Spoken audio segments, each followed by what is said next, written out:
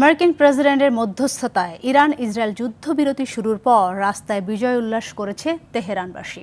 উচ্ছ্বসিত ইসরায়েলিরাও। সংঘাতময় এ 12 দিনের 700 মোসাদ এজেন্টকে গ্রেপ্তার ও 10,000 ড্রোন জব্দ করে ইরান, আর মৃত্যুদণ্ড কার্যকর করা হয় 3 জনের। এদিকে যুক্তরাষ্ট্রের হামলায় ইরানে পারমাণবিক স্থাপনা ধ্বংস নিয়ে ভিন্ন দাবি পেন্টাগন ও ট্রাম্পের। ইমতিয়াজ আহমেদের রিপোর্ট। তেহরানবাসীর এ বিজয় উল্লাসের দৃশ্য দেখে বোঝা যায় যুদ্ধবিরতি শেষে কতটা উচ্ছ্বসিত তারা। মঙ্গলবার যুদ্ধবিরতি ঘোষণার পর এভাবেই বিজয় উদযাপন করেন হাজারো ইরানি। এ সময় তাদের হাতে ছিল ইরান ও ফিলিস্তিনের পতাকা।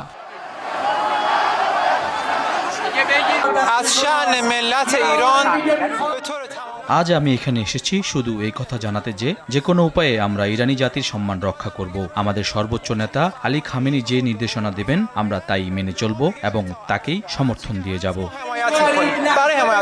এক সপ্তাহেরও বেশি সময়ের শঙ্কা আর আতঙ্ক ভুলে ইসরায়েলিদেরও বেশ খোশ মেজাজে সমুদ্র পাড়ে সময় কাটাতে দেখা যায়। এ সময় নানা ধরনের খেলাধুলায় মেতে ওঠেন তারা। আশা করছি আর কোনো অ্যালার্ম বাজবে না, কোনো সাইরেনের আওয়াজ শোনা যাবে না এবং সবকিছু শান্ত থাকবে। যুদ্ধবিরতি ঘোষণার পর দেয়া প্রতিক্রিয়ায় ইরানের প্রেসিডেন্ট মাসুদ পেজিশকিয়ান বলেন, ইরান কত বিশাল এবং কতটা শক্তিশালী এ যুদ্ধে সারা বিশ্ব তা দেখেছে। আর কেউ ইরানের দিকে চোখ তুলে তাকানোর সাহস পাবে না বলেও জানান তিনি। ইরানের বিজয় উদযাপনের সময় তেহরানে প্রকাশ্যে উপস্থিত হন IRGC কুদস বাহিনীর কমান্ডার ব্রিগেডিয়ার জেনারেল ইসমাইল কানি। 13 জুন তাকে হত্যার দাবি করে ইসরায়েল।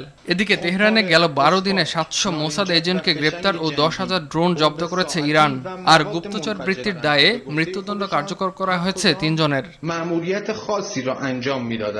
যুক্তরাষ্ট্রের হামলায় ইরানের মূল পারমাণবিক কার্যক্রম ধ্বংস করা যায়নি, তবে কয়েক মাসের জন্য পিছিয়ে দেওয়া সম্ভব হয়েছে। সংশ্লিষ্ট 2 ব্যক্তির বরাতে CNN জানায় 12 দিনের সংঘাতে ইরানের মজুত করা সমৃদ্ধ ইউরেনিয়াম ধ্বংস হয়নি, আর দেশটির ইউরেনিয়াম তৈরির যন্ত্রপাতি সেন্ট্রিফিউজ এখনো অক্ষত আছে।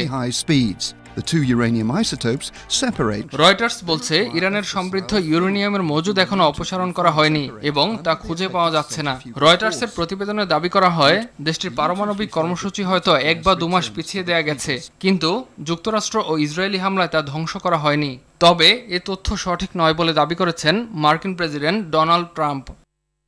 ইসরায়েলের ধারণা ইরানের গোপন পারমাণবিক স্থাপনা রয়েছে, অবস্থান অজানা থাকায় যেগুলোতে আক্রমণ করা হয়নি।